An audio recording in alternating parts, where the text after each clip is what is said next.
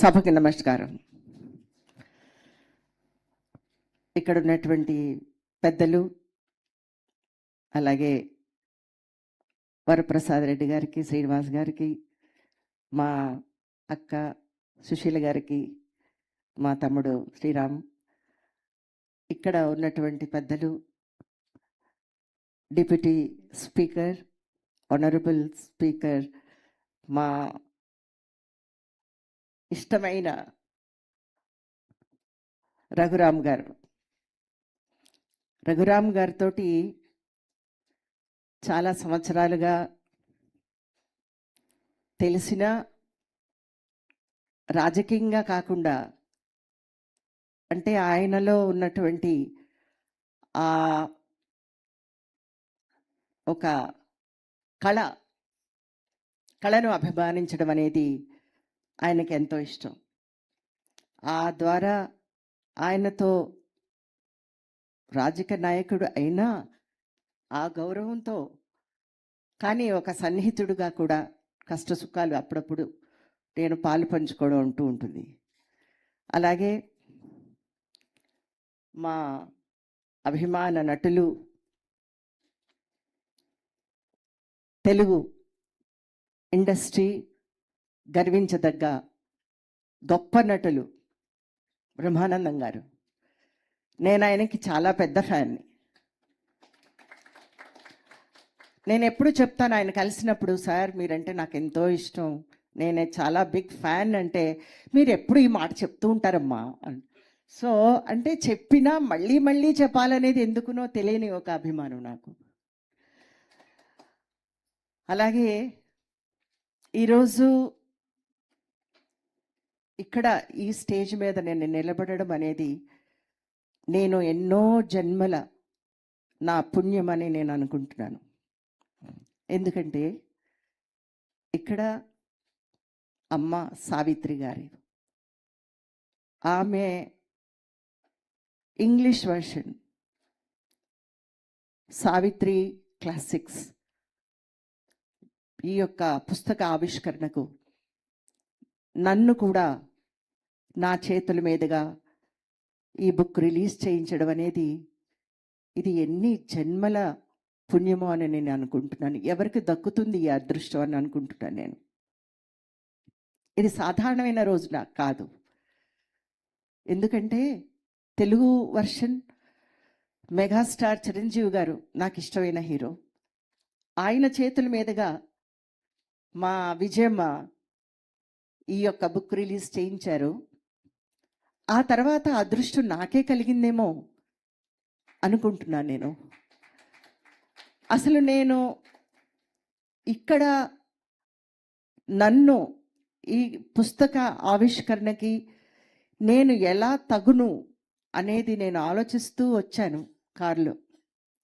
నన్ను అడిగినప్పుడు ఇంటికి వచ్చారు అమ్మ, నా అక్క, నాకు చెల్లెలు అవుతుంది విజయ. మీరు వచ్చినప్పుడు మన సంజయ్ గారితో కలిసి ఫోన్ చేసి వచ్చినప్పుడు నేను చాలా అనుకుంటున్నాను, అసలు ఇది నిజమేనా, అసలు తను ఎందుకు ఇక్కడికి వస్తున్నారో.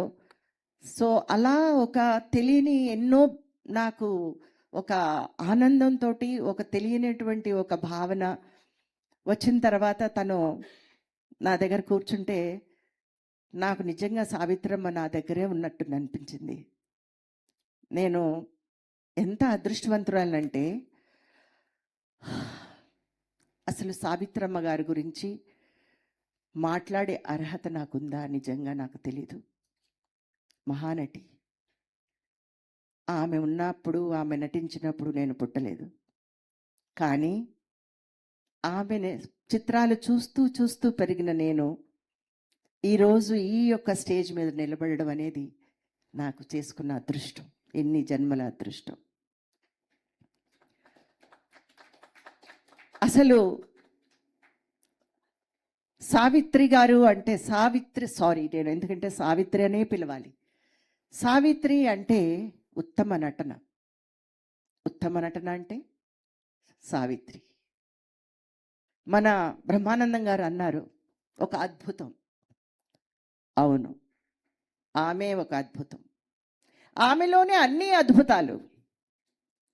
ఎందుకంటే ఆ కొన చిగురుతో, ఆ కళ్ళి చూపుతో ఒక్కసారి చూసిన ఆ చివరి చిరునవ్వుతోటి ఒక్క మాట మాట్లాడిన దిగ్గజాల్లాంటి ఎన్టీఆర్, ఏఎన్ఆర్ వాళ్ళతో కలిసి పనిచేస్తూ వాళ్ళకు ధీటుగా నిలబడేటటువంటి మా అమ్మ సావిత్రమ్మ.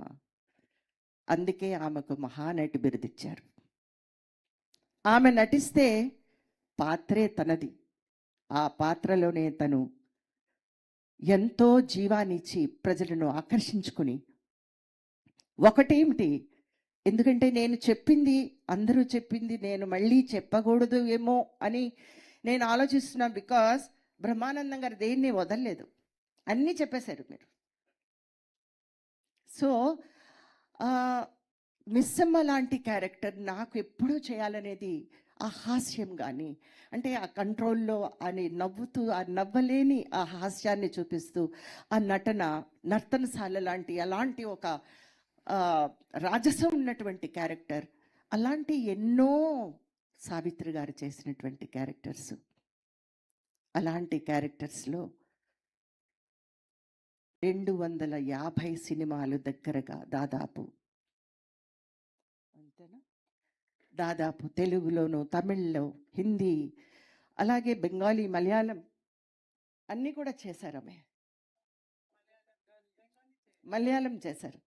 సో అలాగే అంటే అన్ని చిత్రాల్లోనూ తనకి తెలుగు తప్ప అన్ని ఫారిన్ లాంగ్వేజెస్, కానీ తనను సొంతం చేసుకుని ఆ క్యారెక్టర్స్లో నటించడం అనేది, బిరుదులు పొందడం అనేది, రాష్ట్రపతి బిరుదులు పొందడం అనేది, ప్రజల నుంచి గుర్తింపు తెచ్చుకుని మహానటిగా నిలబడడం అనేది నిజంగా ఎంతో గొప్పతనం. ఆ తల్లి ఆ రోజు చనిపోయినా ఈరోజు మనతో లేదు అనేది మనకి లేకుండా, ఈ తల్లి ఈరోజు మన విజయమ్మ, విజయ చాముండేశ్వరి, అలాగే గోవిందరావు గారు, మీకు శతకోటి వందనాలు. మీరు నా పాటలు పాడారు, నాకు చాలా ఆనందంగా అయింది. అంటే మేఘ సందేశం లాంటి ఫిల్మ్లో అలాంటి అద్భుతమైనటువంటి క్లాస్ సాంగ్స్ ఉండడం అనేది, ఈ రోజుల్లో ఇప్పుడు గుర్తుపెట్టుకొని పాడడం, ఈ యొక్క జనరేషన్కి మన సావిత్రమ్మ గారి గురించి ఇంగ్లీష్ బుక్ రిలీజ్ చేయడం అనేది నిజంగానే ఇది గొప్ప ఒక ప్రయోజనం. ఎందుకంటే ప్రజలకు తెలియాలి తను ఏమిటి, ఎలాంటి నటన నటించింది, ఎలాంటి చిత్రాలు నటించింది, తెలుగు భాష ఏమిటి, తెలుగు ఆడతనం ఏంటి, తెలుగుతనం ఏంటి, అమ్మ అంటే ఏంటి, అదే Savitramma. So thanks to Krishnayya గారికి,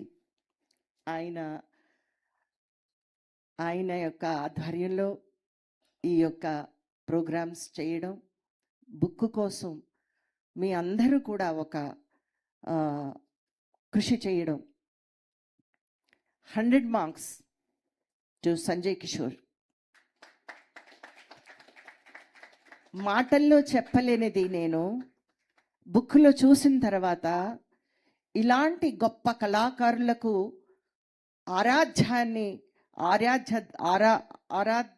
దైవంగా ప్రజల వరకు తీసుకువెళ్ళడానికి ఒక్క instrumental person, that is only Sanjay Kishore. ఎలా తెలుస్తుంది మనకి? ఈయన లేకుంటే పెళ్లి కాలేదంట కదండి.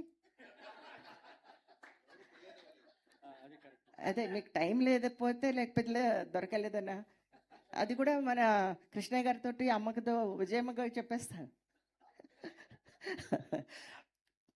Congratulations to you. అంటే ఇలాంటి కష్టపడి కృషితో ఎంతో గొప్పగా ఒక్కొక్కరి జీవితాన్ని కూడా మీరు రీసెర్చ్ చేసి పిహెచ్డి సంపాదించినంత గొప్పగా మీరు చేస్తున్నటువంటి కృషికి నిజంగా నేను అభినందనలు తెలియజేస్తున్నాను. రియలీ ఈరోజు ఎంతోమంది మాట్లాడారు, కానీ సావిత్రమ్మ గారు లాంటి మళ్ళీ మళ్ళీ ఎవ్వరూ రాలేరు, పుట్టలేరు. ఈ తెలుగు ఇండస్ట్రీ ఎంతో గర్వించదగ్గ మహానటి మన సావిత్రమ్మ. ఇక్కడికి వచ్చినటువంటి మన నటీమణులందరికీ కూడా నేను ధన్యవాదాలు తెలియజేస్తున్నాను మీ అందరికీ. అండ్ ఇక్కడ ఉన్నటువంటి పత్రికా బంధువులందరికీ కూడా నమస్కారాలు తెలియజేస్తున్నాను. ఇక్కడ ఉన్నటువంటి మన రఘు గారు ఇంతసేపు ఉండడం, అలాగే మా బ్రహ్మానందం గారు నన్ను మాట్లాడనివ్వకుండా ఇంతసేపు, అంటే అద్భుతమైనటువంటి ఆయన speech. I hats off to you sir. ఎందుకంటే జ్ఞానంతో మాట్లాడడం వేరు. అంటే హాస్యం అనేది కూడా మన సినిమాలో చూసిన only that is the only one part of Brahmanandam garu. The other part, he is the dynamic person. ఎంతో విజ్ఞానంతో మాట్లాడుతూ ఉంటాడు ఆయన. అలాంటి విజ్ఞానాన్ని తెలుసుకోవాలనే నేను ఆయన స్పీచెస్ కాన్స్టెంట్లీ నేను వింటూ ఉంటాను. సో వన్స్ అగైన్ నేను మా విజయమ్మ ప్లీజ్.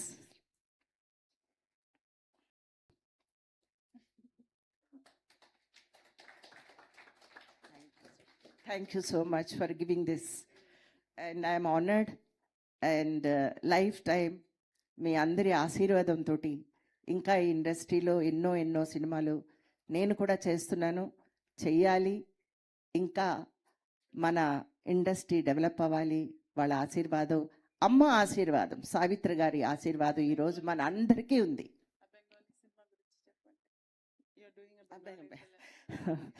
అంటే అందరూ అనుకుంటున్నారు, ఇందాక రాగానే నన్ను బ్రహ్మానందం గారు కూడా అడిగారు, అసలు నువ్వు ఎక్కడుంటావమ్మా అని.